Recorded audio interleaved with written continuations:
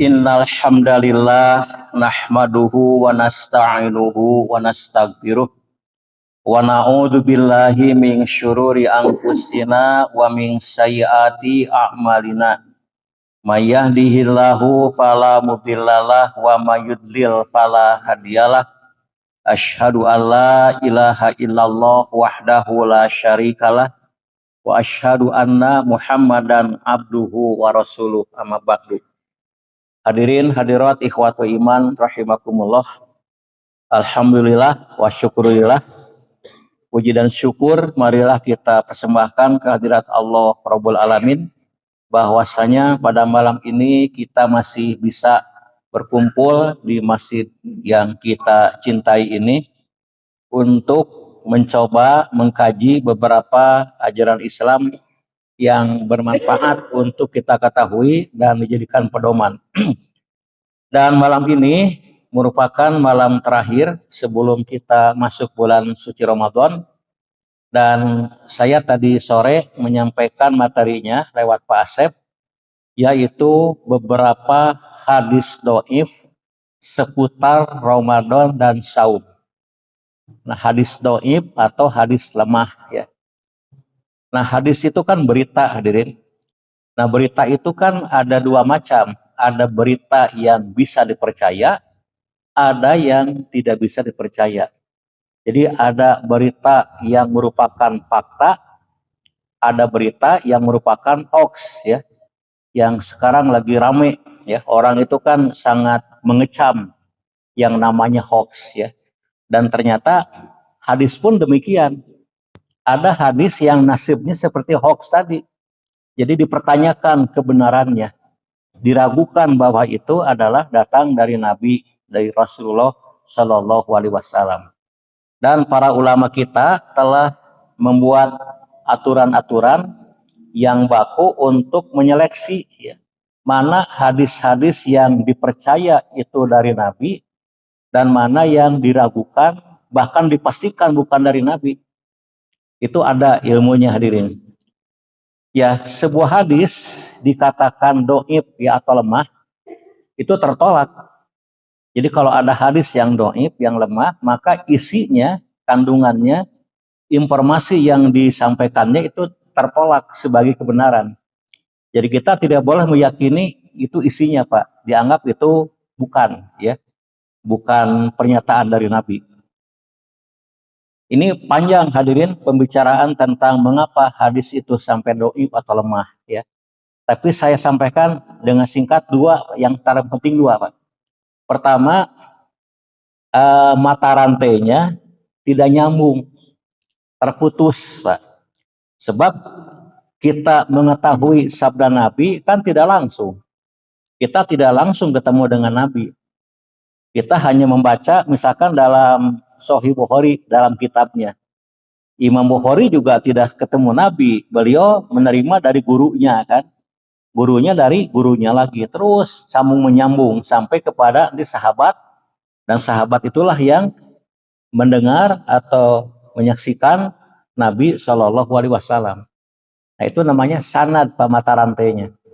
Itu harus nyambung. Kalau terputus, ya itu kita yakin tidak benar, Pak, hadisnya. Misalkan ada perkataan saya, Pak, saya berkata Ahmad Biswandi, saya menyaksikan Bung Karno sedang pidato pada tahun 55 di Jalan Asia Afrika. Dan saya bersalaman setelah beliau turun dari mimbar. Pasti bohong, Pak, itu. Tahun 55 saya belum ada gitu. Tapi kalau misalkan begini, Mas, saya mendengar cerita dari bapak saya bahwa beliau menyaksikan Bung Karno pidato di Asia Afrika. Percaya. Bapak saya kan tahun 26 lahirnya. Tahun 55 beliau sudah ada. Tapi kalau saya yang mengatakan menerima Bung Karno tangannya bersalaman, wah pasti bohong. Itu doib hadisnya, Pak. Jadi kalau Bapak percaya, itu dibodoh, Pak. Itu. Yang pertama, jadi mata rantainya tidak nyambung. Dalam bahasa ilmu hadis, munqati, terputus ya. Terputus mata rantainya. Dalam bahasa Arab sanadnya munqati, mata rantainya terputus. Yang kedua, ini masalah rawinya, Pak. Rawi itu pembawa beritanya, orang yang membawa beritanya. Kalau sahabat Nabi itu dianggap jujur, dianggap cerdas, tidak dimasalahkan. Tapi kalau dari tabi'in ke bawah, nah ini oleh para ulama diseleksi, Pak. Itu kan ada dua, Pak, persyaratannya. Pertama, persyaratan intelektualitas. Harus kuat hafalan, bagus ingatan. Nah, ketika ada rawi yang hafalannya jelek, ingatannya buruk, gampang lupa, kata orang Bandung, barho, babari poho, atau telmi, telat mikir, nah ini diragukan. Jadi benar-benar harus cerdas, kuat ingatan, bagus hafalannya. Yang kedua, faktor integritas, akhlaknya. Tidak boleh ada rawi yang misalkan Pak sering kencing berdiri di luar atau sering berjalan sambil makan minum, itu berpengaruh. Ini pernah Imam Bukhari, Pak Imam Bukhari cerita ya. Imam Bukhari pernah mencari hadis. Beliau berjalan sekian kilometer untuk menjumpai si fulan yang katanya dia punya hadis ya, untuk berguru. Nah, ketika sampai ke rumahnya, si fulan itu sedang ini Pak, sedang bersama kudanya di belakang rumahnya. Rumputnya dibawa dan diberikan ke kuda. Ketika kuda akan makan, ditarik lagi. Atau kuda tak tersinggung. Ya mau makan, rek nyapluk Pak, ditarik lagi. Begitu, Imam Bukhari nggak jadi pulang. Ah, mau bener. Tak kuda wae nipu, kamu kan nabi, bisa nipu. Ya kuda saja dibohongi, ya apalagi kita nggak jadi. Nah ini faktor kredibilitas, Pak, akhlak. Tidak boleh dia itu buruk akhlaknya, atau yang lebih spesifik tidak boleh sering berbohong atau dituduh suka berdusta, dituduh suka membelokkan makna hadis. Nah itu tidak boleh, Pak. Nah, jadi hadis itu dhaif, lemah apabila mungkin mata rantainya terputus, tidak nyambung, atau mungkin rawinya ada yang kurang kuat hafalannya, lemah ingatannya, sering lupa, sering keliru, pikun. Nah, kalau pikun kan tidak bisa dipercaya, atau akhlaknya buruk. Gini, hadirin. Nah, bagaimana dengan kandungan hadis yang dhaif itu? Nah, kita tidak boleh membenarkan kandungannya kecuali kalau sebagian kandungannya itu dikuatkan oleh hadis yang sahih, hadis yang dipercaya. Nah, baik Pak, kita di sini sampaikan beberapa hadis dhaif yang banyak berkeliaran, Pak, di bulan Ramadan. Kadang-kadang dari mimbar ke mimbar. Ya para penceramah punten, Pak, banyak yang suka mengekspos hadis dhaif ini. Padahal kalau kita membaca kitab-kitab hadis tentang saum, itu jauh lebih banyak hadis yang sahih. Yang dhaif sedikit. Tapi kenapa yang sedikit, yang laku, yang banyak tidak disampaikan? Ini masalahnya. Ya, kita bacakan Pak di sini tujuh hadis yang banyak disampaikan di masyarakat kita. Pertama, nah hadis yang pendek ini, hadis yang pertama ini dhaif ya Pak ya. Sumu tasihu, saumlah kalian, niscaya sehat. Ini hadis ini riwayat Abu Nu'im dan At-Tabrani serta Ibnu Adi. Ternyata ini oleh para ulama, oleh Al-Iraqi, Syekh Albani, As-Sogoni, hadis ini adalah lemah, dhaif. Jadi nggak bisa dipercaya. Saumlah, niscaya kalian sehat. Biasanya hadis ini laris ketika orang membicarakan hikmah saum. Ada seorang penceramah dikasih materi kultum hikmah saum. Kata beliau, yang pertama saum itu menyehatkan. Kata Nabi, saumlah niscaya sehat. Ini hadisnya ternyata dhaif. Jadi kandungannya pun itu tidak benar dari Nabi. Ada yang membela diri. Saya pernah dengar Pak, ada orang yang mengatakan, tapi ini penelitian, tanya. Para pakar medis sudah meneliti saum itu menyehatkan. Nah, tanggapan saya gini Pak, pertama, kalau itu benar menyehatkan, ya benar silahkan. Tapi jangan dikatakan Nabi bersabda itu. Karena diancam, Pak, siapa orang yang berdusta atas namaku, maka siap-siaplah membuat kapling di neraka. Diancam neraka orang yang berdusta atas nama Nabi. Seperti kalau ada orang mengatakan, Pak, rajinlah olahraga, niscaya sehat. Benar nggak itu, Pak? Benar, tapi kalau mengatakan inilah sabda Nabi, ini kan namanya ngaco. Walaupun isinya benar, olahraga menyehatkan, tapi tidak pernah Nabi mengatakan itu. Tuku-tuku hadis atau maka kepikiran akal kita aja. Jadi jangan mengatakan seperti itu. Atau misalkan dulu Pak ada hadis palsu yang beredar di pasar. Hadisnya begini, terong itu makanan yang enak. Tukang terong Pak nunjukin hadisnya. Supaya laku terongnya. Sabda Nabi, terong makanan yang sehat. Atuh tukang terong telaris manis Pak. Tukang paria teu laku, bikin lagi hadis paria makanan ahli surga. Paria apa ya? Laku Pak ya. Nah, walaupun terong itu enak, paria itu baik, jangan mengatakan Nabi mengatakan itu. Ini hadirin. Sama juga dengan saum lah, niscaya kamu sehat.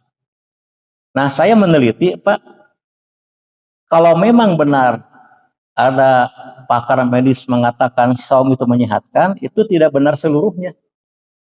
Misalkan kalau orang itu punya penyakit ringan, misalkan gula darahnya agak tinggi, dia saum bisa normal, logis Pak. Ada orang tensinya agak tinggi, saum jadi normal. Kolesterol tinggi, saum jadi sehat.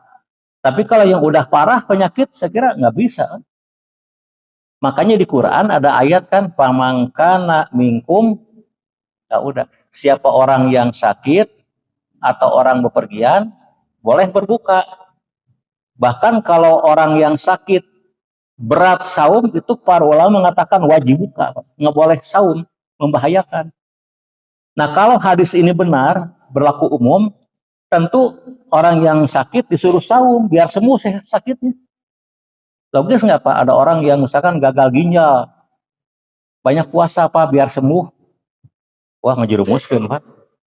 Padahal dia harus makan obat 3 kali sehari dan obatnya dimakan setelah makan nasi. Bayangkan siang hari makan obat kan, kalau dia tidak karena puasa, bagaimana nasibnya? Ini jadi ini fakta hadis ini memang dhaif Pak. Tidak bisa dijadikan sebagai hujah. Jadi adapun kalau dengan saum orang semakin meningkat kesehatannya, yaitu jangan dikaitkan dengan sabda Nabi. Nabi tidak pernah mengatakan, Pak. Ya itu yang pertama. Yang kedua, yang kedua ini biasanya disampaikan oleh orang yang suka tidur siang, Pak. Yang gemar tidur. Ini hadis riwayat Al-Baihaqi. Begini hadisnya, naumus soimi ibadatun. Tidurnya orang yang saum adalah ibadah. Tuh, mata kudu sare puasa mah supaya gede ganjaran. Kalau tidak tidur nggak ibadah, yang tidur yang ibadah. Jabangeunah sare mah cenah. Nah, saya komentari Pak, kalau mau tidur tidur aja, jangan pakai hadis lah. Sare mah tunggu ribut, banyak pakai hadis segala. Jangan kita cari dalil tidur ibadah. Kenapa? Karena senang tidur. Gitu. Jadi ini tidak benar Pak hadis ini. Coba kalau kita gunakan akal sehat ya. Tidurnya orang saum ibadah. Berarti kalau tidak tidur kan bukan ibadah Pak. Padahal yang ibadah kalau dia berzikir, berdoa, baca Quran, sedekah, atau datang ke tempat pengajian itu ibadah. Nanti orang tuh dah sarua ibadah mending sare we lah. Yuk baca Quran, silakanlah saya mau pilih ibadah yang lain naon sare we. Yuk ngaji ke masjid, dengar kajian agar kita dapat pahala. Pahala saya mah yang enteng we sare. Kan jadi rusak Pak. Jadi orang tuh semakin banyak tidurnya. Keur mah beki sare pakai hadis iya tuh beki pogot Pak. Nah ini. Nah, lanjutan hadis ini juga aneh Pak nih. Wasum tuhu tasbih. Diamnya orang yang saum adalah tasbih. Saya pernah nih tahun berapa ya di sini tuh ada Pak pengurus CKM, bukan Bapak nih, udah tidak ada orangnya. Cuma tak wani ngomongin ya Pak, mun aya masih dicabok Pak. Dia tuh jadi MC itu, MC tarawehan. Hadirin sekarang malam pertama taraweh karena besok Ramadan. Ingat, orang yang diam pun itu dianggap tasbih. Jadi diamnya orang yang saum adalah tasbih. Itulah sabda Nabi. Ternyata doanya hadisnya Pak. Coba kalau diamnya tasbih berarti mendingkan yang diam daripada membaca tasbih. Baca subhanallah mah capek, mending diam dianggap tasbih. Ini kan jadi merusak Pak. Merusak mentalitas orang yang saum. Nah yang ketiga, wa du'a'uhu mustajabun, dan doanya dikabulkan. Nah kalau ini bisa dibenarkan, ada hadis sahih yang mendukung dan Quran juga mendukung. Dalam hadis dikatakan bahwa disoimi da'watun laturodu, bagi orang yang sedang saum ada doa yang tidak akan ditolak. Jadi saum itu ketika kita saum dianjurkan banyak berdoa. Ini benar hadirin yang ini. Tapi kalau kita menyampaikan hadis ini keliru. Jadi hadis yang tadi yang sahih yang dia sampaikan. Kemudian wa amaluhu mudo'afun, dan amalannya dilipat gandakan pahalanya. Nah ini ada benarnya, tapi jangan pakai hadis ini. Jadi yang tadi Pak tidur dengan diam gitu, ima kernu kedul marsep Pak, muntesare cicing kan. Nah, ini bahaya diri sekali. Baik Pak, hadis berikut, hadis yang ketiga, panjang hadisnya. Dan ini sering disampaikan dalam acara tarhib Ramadan. Jadi ceramah menjelang Ramadan. Katanya Nabi pernah berkhutbah menjelang Ramadan. Khutbahnya yang panjang ini. Ternyata doib Pak hadisnya. Ini saya bacakan beberapa bagian ya. Karena ada yang benar sebagian isinya. Begini hadis yang ketiga Pak. Ya ayuhan nas qad azulukum syahrun azim. Hai manusia, telah datang kepada kalian bulan yang agung. Benar kan, Ramadan bulan agung. Syahrun fihi lailatun khairum min alfi syahrin. Pada bulan itu ada malam yang lebih baik daripada 1000 bulan. Apa itu Pak? Lailatul Qadar. Benar kan? Benar ya. Walaupun doib tapi isinya benar. Ja'alallahu siyamahu paridotan. Allah jadikan saum pada bulan itu adalah fardu, benar kan? Wa qiyamu lailatihi tatawuan, dan sholat malamnya adalah sunat, benar. Saumnya wajib, taraweh sunat. Nah yang berikutnya Pak yang tidak benar ini. Tidak ada pendukung hadis sahih. Banyak yang percaya ini. Gini Pak, waman takoroba bihi bihoslati minal khair karena kaman ada paridotan bimasiwahu. Siapa orang yang mendekatkan diri kepada Allah dengan mengerjakan amal yang wajib, maka punten Pak, siapa orang yang mendekatkan diri kepada Allah dengan mengerjakan amal sunat, sama dengan pahalanya sama dengan mengerjakan wajib di luar Ramadan. Jadi gini, kalau kita misalkan mengerjakan amal sunnah di Ramadan, itu pahalanya sama dengan wajib di luarnya. Ini banyak Pak yang disampaikan. Apakah benar? Nah ini kita kritisi. Tidak ada penjelasan benar tidaknya. Tergantung amalnya, hadirin. Sekarang ya, kita akan coba amal yang sunat sama dengan yang wajib pahalanya. Tergantung amalnya. Zakat, wajib nggak Pak zakat Pak? Ya, misalkan Bapak punya uang 100 juta ya, saya doakan Pak. Saya 1 miliar, amin Pak. Ya nggak apa-apa lah, Bapak 100 juta, 1 miliar. Zakat 2,5%, 2,5 juta, ya itu kan wajib. Nah, Bapak zakat 2,5%, 2,5 juta, tuh pahalanya besar. Dibandingkan dengan saya yang sedekah 50 juta. Sedekah sunat kan? Gede mana pahalanya? Duka. Ya, saya kalau lihat manfaatnya gede yang 50 juta kan. Itu lebih terasa manfaatnya bagi masyarakat miskin. Sedekah yang sunat 50 juta dengan zakat 2,5%, 2,5 juta yang wajib. Nah, ini kan sulit Pak membandingkannya. Jadi hadis ini mengerjakan sunat di Ramadan sama dengan wajib di luar Ramadan itu sulit dibenarkan. Dhaif hadisnya Pak. Nah, berikutnya juga yang berikutnya paman ada paridotan karena kaman ada sabina paridotan fima siwahu. Siapa orang yang mengerjakan wajib di bulan Ramadan sama dengan mengerjakan wajib 70 kali di luar Ramadan. Jadi kalau sholat subuh di bulan Ramadan itu sama dengan 70 kali sholat subuh di luar Ramadan. Ini efeknya bahaya. Pasawa orang sholat deh. Dari sloba kemari sama kali ke 70 cukuplah. Libur 2 bulan mati kudu sholat. Nah ini kan efeknya jadi bahaya. Jadi itu tidak ada keterangan hadirin. Yang sahih ini kan dhaif. Jadi kita nggak bisa menghitung pahala 70 kali karena hadisnya dhaif. Kecuali kalau ada hadis yang sahih. Nah masih panjang, saya potong aja Pak bagian akhir. Nah ini bagian akhir banyak disampaikan dalam ceramah-ceramah bahkan khutbah Jumat. Wahwa syahrun. Ramadan adalah bulan. Awaluhu rohmah. Awalnya rahmat. Pak rahmat termasuk tuh. Awalnya rahmat. Wastuhu magfiroh. Pertengahannya adalah magfiroh ampunan. Wa akhiruhu dan akhirnya itqu minanar pembebasan dari api neraka. Ini. Jadi katanya 10 hari pertama itu adalah rahmat. 10 kedua itu magfiroh ampunan. 10 terakhir pembebasan dari api neraka.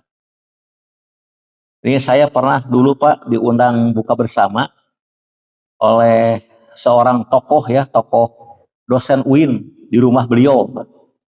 Saya tidak sebut namanya, bisi Bapak Wawuh Pak. Itu sudah wafat beliau tuh. Nah menjelang buka, beliau mengatakan pas hari 10 tuh, 10 Ramadan. Hadirin, hari ini kita menyelesaikan tahapan pertama, di tahapan rahmat. Besok kita masuk magfirah. Ini. Kenapa? Karena kata Nabi 10 pertama adalah rahmat. Hari ini kita menyelesaikan tahapan rahmat, besok tahapan kedua magfirah.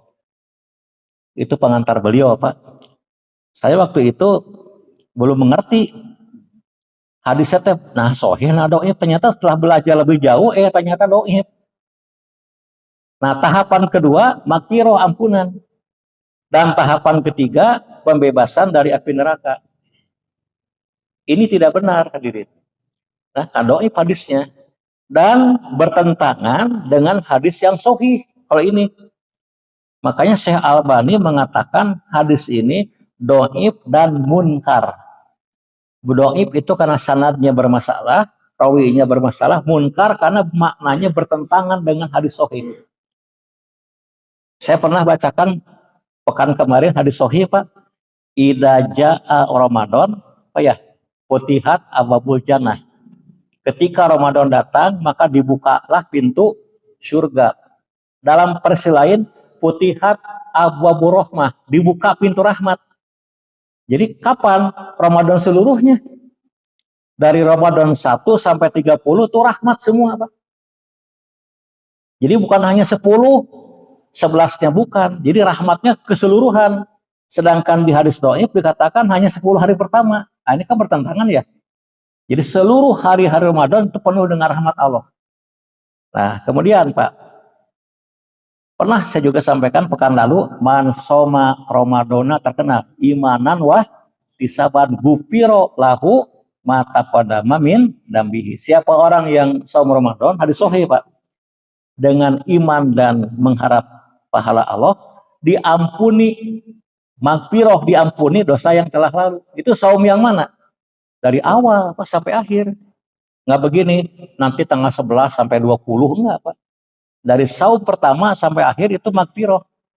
Jadi hadis yang doib ini kan magfirah pada pertengahan kedua Pak ya.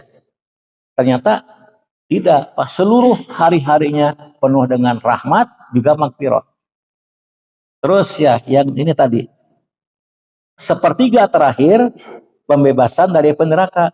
Ini bertentangan dengan hadis sahih yang pekan lalu saya bacakan. Kan disebutkan ketika Ramadan datang, pintu surga dibuka, terus wow gulikot ababunar, ditutup pintu neraka. Jadi orang bebas neraka. Yang saya Pak ya. Siapa yang mau jadi contoh Pak? Insya Allah masuk surga. Saya doakan Pak. Bagi Bapak yang meninggal tanggal 7 Ramadan, masuk surga. Siap? Saksian henteu Pak. Nah ini.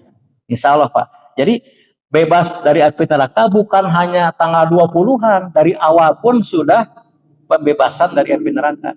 Nah ini. Maka dikatakan hadis ini adalah munkar. Maknanya bertentangan dengan hadis yang sahih.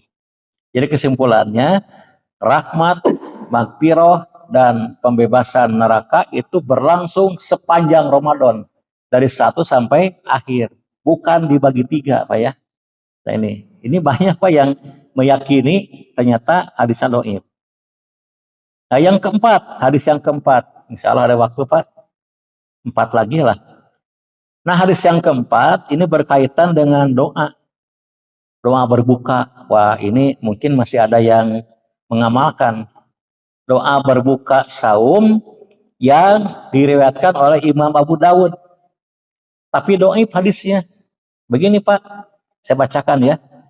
Karena Rasulullah Shallallahu Alaihi Wasallam idza aftara qala, biasanya Rasulullah Shallallahu Alaihi Wasallam ketika berbuka beliau membaca doa, Allahumma lakasumtu wa ala rizkika aftartu fataqabbal minni innaka antas samiul alim. Doanya begini, Allahumma lakasumtu, ya Allah aku saum karena engkau, wa ala rizkika aftartu, dan aku buka dengan rezeki dari engkau, fataqabbal minni, maka terimalah amal kami, innaka antas samiul alim, sesungguhnya engkau maha mendengar maha mengetahui. Ini doa, hadisnya Abu Dawud, cuman dhaif. Nah tapi hadis ini jarang diamalkan. Nah justru yang populer ada lagi. Ini dhaif Pak ya. Ini mah bukan dhaif Pak. Tidak dhaif sama sekali. Kenapa? Tidak ada asalnya. Tidak ada sumbernya. La aslalah itu dalam bahasa lain itu palsu alias maudu. Jadi yang tadi mah dhaif leuheung Pak. Leuheung teh mending ya. Ini mah di bawah leuheung Pak. Lahang mah poh amis mah leuheung di bawahnya Pak. Nah, begini bunyinya. Allahumma lakasumtu wabika amantu, ada wabika amantu, wa ala rizkika aftartu birahmatika ya arhamar rahimin. Nah yang hafal berarti pengalaman ya. Pengalaman saya juga mengalami dulu waktu belum tahu ya, waktu kecil ini. Dan sekarang kalau Bapak nyetel RCTI menjelang buka, begitu bedug ya, dug dug dug adzan maghrib, langsung ada lantunan doa Allahumma lakasumtu wabika amantu. Itu ada dalilnya Pak, di mana? Di RCTI dalilnya. Hadis riwayat RCTI, bukan Bukhari Pak. Rawahu RCTI. Ini ternyata la aslalah, tidak ada asalnya. Walaupun ini kata ini Pak Mula Ali Al-Qori, dia mengatakan doa yang seperti ini tersebar di tengah masyarakat walaupun tidak ada asalnya, tidak ada sumbernya. Ini kata ulama peneliti hadis. Ada yang mengatakan tapi kan isinya bagus. Ini bukan masalah bagusnya ya Pak ya. Benar tidaknya Nabi membaca gitu. Ya kalau kita berdoa, misalkan berdoa bebas, tentu boleh Pak, doa bebas ya. Bahkan dengan bahasa Indonesia pun Bapak boleh berdoa. Pakai bahasa Sunda silakan. Tapi kalau meyakini inilah doa yang Nabi ajarkan, ini adalah keliru.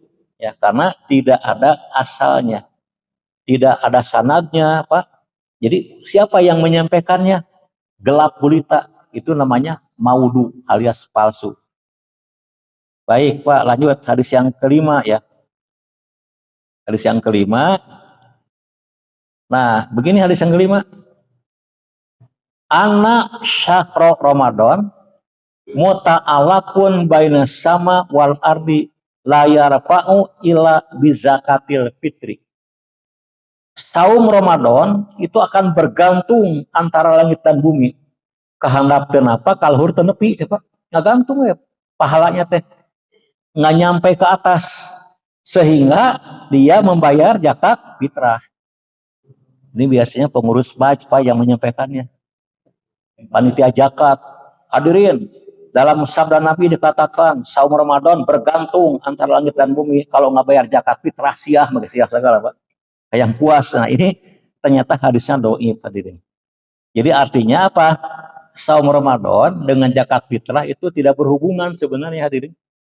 Jadi orang yang tidak saum pun itu zakat fitrah. Siapa? Anak kecil? Bayi, Pak, zakat fitrah enggak? Zakat fitrah. Puasa enggak? Kan enggak. Orang gila zakat fitrah. Cuman dibayar oleh walinya. Ulah nu gelo ditagih, Pak, moal mayar, moal daekeun. Tapi walinya. Jadi walaupun anak kecil tidak saum, orang gila tidak saum, orang sakit bayar fidyah kan, zakat fitrah tetap. Jadi tidak ada hubungan dengan saumnya. Ada orang yang tidak saum tapi zakat fitrah itu kewajiban terpisah, hadirin. Jadi hadis ini itu tidak benar ya, Pak ya. Jadi jangan begini, abdi mah Pak teu saum moal mayar zakat fitrah.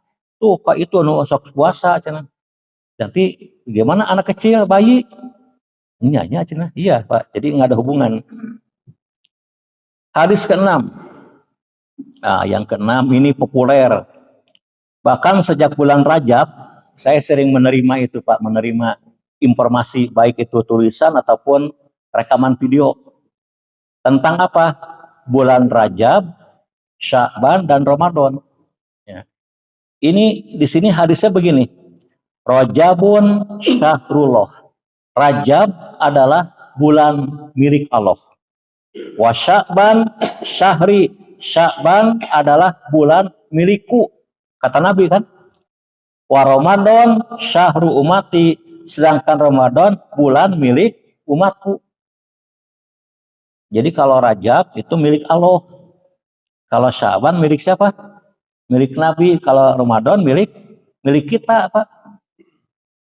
Apakah Nabi memiliki Ramadan? Tidak, cenah Sya'ban aja. Allah tidak. Bayangkan, masa Allah yang dimiskin kia, Pak? Hanya Rajab milik Allah, Sya'ban milik Nabi, Ramadan milik kita. Dengan logika aja, ini aneh kan? Aneh, Pak, hadis ini. Tapi katanya ini untuk memuliakan bulan.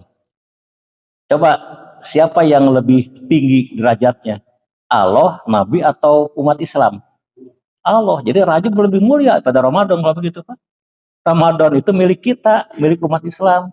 Rajab milik Allah. Tentu Rajab lebih utama. Nyanya cerita ini, Pak. Ini indikasi hadis ini tidak benar. Dhaif ternyata. Satu lagi di sini nggak dituliskan, Pak, doa ini. Doa nih. Wah, ini viral, Pak, doa. Allahumma barik lana fi Rajaba wa Sya'bana wa balikna Ramadana. Itu cucu saya hafal, Pak. Nanti hafalan hadis dhaif, incu, Pak. Itu dari mana? Dari neneknya diajarin, nenek yang sebelah, Pak. Ya, saya mau ngajarkeun. Allahumma barik lana fi Rajaba wa Sya'bana. Ya Allah, berkahilah kami di bulan Rajab dan Sya'ban. Wa balikna Ramadana, sampaikan kami ke bulan Ramadan. Ya, wahasil maqasidana, dan apa hasil teh berhasilkan maksud dan tujuan kami. Nah, sekarang kalau kita kritisi, Pak, doa itu. Jadi Bapak minta berkah kapan? Rajab dan Sya'ban ya. Ramadan perlu berkah enggak? Enggak berarti ya. Yang penting mah nyampe we kan. Kan doanya gitu, berkahi di Rajab dan Sa'ban. Ramadan asal nyampe saja, nggak berkah kan. Nah ini juga, jadi hadis dhaif nih. Jadi doa itu pun itu tidak dianjurkan. Karena isinya pun nyeleneh, Pak, aneh ya. Kita minta berkah cuma Rajab dan Syaban aja, Ramadan mah yang penting nyampe aja. Berkah dan tidak itu nggak dipikirin. Ya, dihadirin. Wah ini banyak disampaikan ya di tengah-tengah kita. Yang ketujuh terakhir, nah yang ketujuh ini tentang pahala amal di bulan Ramadan. Tapi amalnya benar, cuman pahalanya yang dipertanyakan. Begini Pak hadisnya. Man patoro so'iman ala to'amin wasyarobin min halalin. Siapa orang yang memberi makanan berbuka atau minuman berbuka dengan rezeki yang halal, salat alahil malaikah bisaati syahri Ramadan wasola alaihi Jibril Lailatul Qadar. Maka para malaikat seluruhnya bersolawat kepadanya selama Ramadan dan Jibril bersalawat kepadanya di malam Lailatul Qadar. Ini hadis riwayat Ibnu Hibban, Al-Baihaqi, tapi oleh para ulama dianggap hadis yang dhaif. Oleh Ibnu Jauzi, As-Sahawi dan Syekh Albani, dhaif hadisnya. Tapi amalannya ada, yaitu memberi makanan berbuka ya, baik makanan atau minuman yang halal. Cuman pahalanya, nah ini keliru. Ini kan pahalanya berlebihan. Seluruh malaikat bersolawat sepanjang Ramadan dari awal ke akhir, dan Jibril bersolawatnya ketika malam Lailatul Qadar. Nah, yang benar dalam hadis sahih yang kemarin kita bacakan, pahalanya apa Pak? Sama dengan pahala orang yang saum itu yang diberi makan oleh kita. Jadi kalau si A memberi makanan untuk saumnya si B, maka si A dapat pahala saum dari si B itu. Si B tidak berkurang pahala saumnya. Jadi si A dapat double pahala saum dirinya dan pahala saum dari si B. Kebayang kalau ngasih makanannya kepada banyak orang, kepada 50 orang. Makanya nanti pas Ramadan kita harus berlomba memberi makanan berbuka. Jangan pelit Pak, mumpung Ramadan. Jadi kalau kita memberikan 20 porsi makanan ya, satu porsi adalah aqua gelas siji, korma tulu siki, nggak apa-apa. Itu pahalanya sama dengan 20 orang saum dikembalikan ke kita, ditambah pahala kita. Nah ini hadirin, ini sekira ya Pak, beberapa hadis dhaif yang banyak berkeliaran di bulan Ramadan. Masih ada yang lain, saya lupa bahwa ada buku yang cukup komprehensif, itu memuat hampir semua hadis-hadis saum Ramadan yang sahih dan yang dhaif. Ternyata yang sahih jauh lebih banyak daripada yang dhaif atau yang palsu. Tapi mengapa orang lebih senang yang sedikit ini, yang lemah daripada yang banyak? Ya ini. Ikhwatiman, sekira itu saja ya kajian kita malam ini. Nah, semoga kita terhindar ya dari informasi-informasi yang tidak benar tentang Ramadan, tentang saum, sebab informasi itu bersumber dari hadis yang tidak kuat, lemah, dhaif, bahkan maudhu atau palsu. Cukup bagi kita informasinya dari hadis-hadis yang sahih atau yang hasan. Jauh lebih banyak daripada yang dhaif ataupun yang palsu. Ya, jangan sampai kita tergiur dengan hadis yang dhaif yang sedikit meninggalkan hadis yang sahih yang jumlahnya jauh lebih banyak. Apalagi misalkan kalau isinya itu sesuai dengan selera kita. Seperti tidur siang kan, iya mah halus hadis ya, harti. Ya orang yang suka tidur Pak, halus ya hadisnya, kahartos jeung karawas. Ya, jadi saya kira boleh Pak tidur itu, cuman tidak usah membawa hadis Nabi itu kan. Tidur silahkan dibolehkan ya. Daripada kita bermaksiat ya mending tidur sebenarnya daripada maksiat, tapi beramal soleh lebih baik daripada tidur. Demikianlah mudah-mudahan buat iman saum kita tahun ini lebih baik daripada tahun-tahun yang sebelumnya untuk menggapai derajat takwa kepada Allah Rabbul Alamin. Assalamualaikum warahmatullahi wabarakatuh.